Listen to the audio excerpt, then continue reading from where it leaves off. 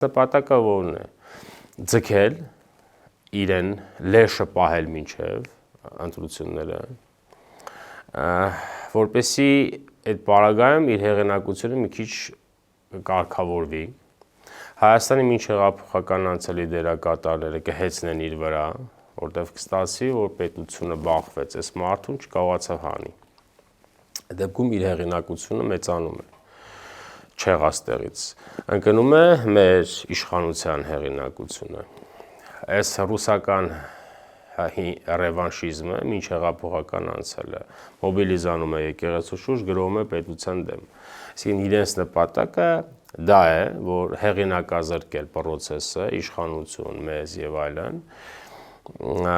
կբարձրանա այս մարդու հեղինակությունը, կհավաքվեն իրեն շուրջ, կքշեն պետության վրա որպես հեղաշրջման հնարավոր տարբերակ, այս է նպատակը, ես կարծում եմ հյուսիսից սրան ներշնչած գաղափարը, դրա համար ինքը ֆունկցիա ունի չգնալու, ոչ թե չի ուզում, կարող է չուզի էլ, բայց ինձ թվում է, եթե ինքնուրույն մարդ լինի, կուզենա էլի, որտեվ այսքան ում վրա թքես մրես, չասի